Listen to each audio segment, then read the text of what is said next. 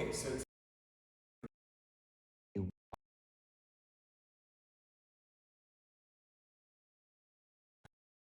normally you will have two lines, and depending on the competition, you may have a male line at 5 feet from the wall, and you might have a female line 4 feet from the wall.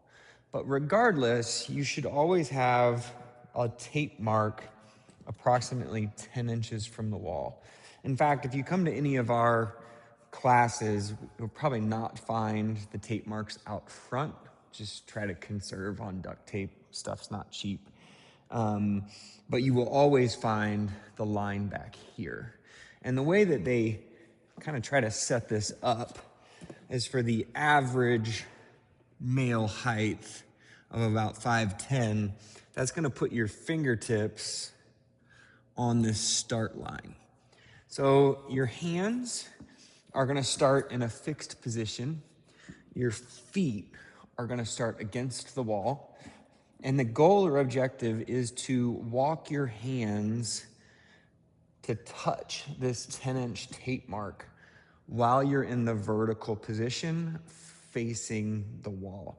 So this is going to test a lot of skills. Number one, it's going to test flexibility and mobility, specifically in the overhead position.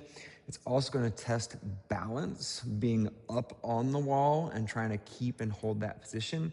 It's also going to test coordination. So in terms of like an overhead stability gymnastics movement, this is an excellent exercise to develop shoulder strength, tricep strength. You're going to get some trap strength, and you're also going to get some core work trying to keep and maintain those positions.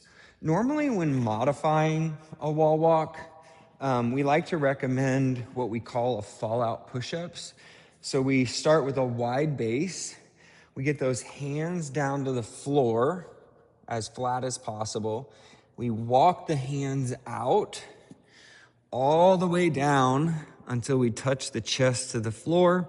We press through the floor like a push-up, but then we drive the hips back and try to get ourselves in this stacked position before we walk the hands all the way up. So the fallout push-up in real time, controlled, all the way down, head through the window, and then walk back up. And you'll notice when I'm walking back up, I'm thinking about pushing through the floor with the shoulders, not bending the elbows and pushing with the triceps.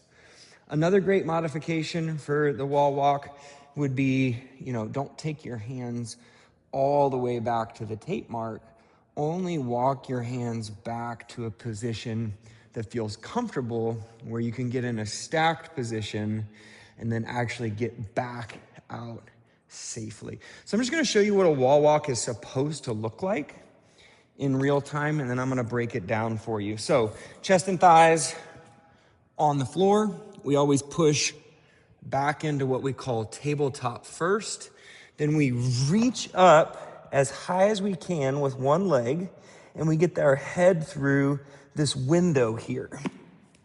This window that we've created with our arms.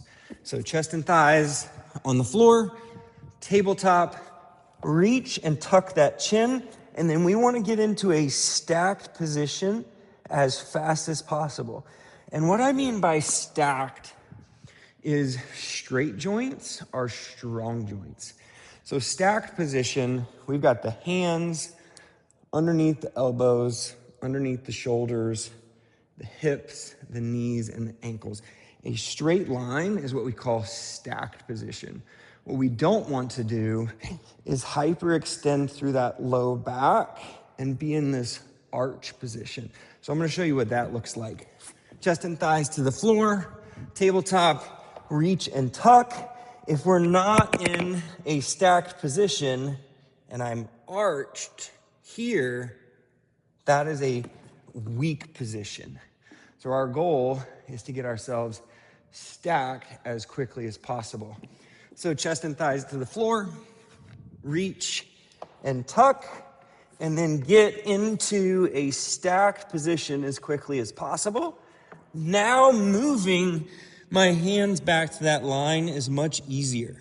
This is the finished position. Slowly walk those hands back out and then ease yourself back down to the floor. So you're gonna start the movement exactly the same way as you end the movement. So when we finish, we need to touch those chest and thighs back down to the floor for the rep to count. When you reach with that first step and you tuck that head through that window, that's gonna get you into a stacked position as quickly as possible. You're gonna then walk those hands back to this tape mark. Any part of the hand counts. So your hands are probably gonna be looking like this when you work your way to the wall. Don't feel like you need to get your fingertips to the tape mark because you're gonna be really, really close to the wall and it's gonna be harder to balance. I like to try to make contact with the base of the palm and put me a little bit further from the wall. It's gonna help me get stacked and I'm not gonna be touching the wall with my belly. So in real time, here we go.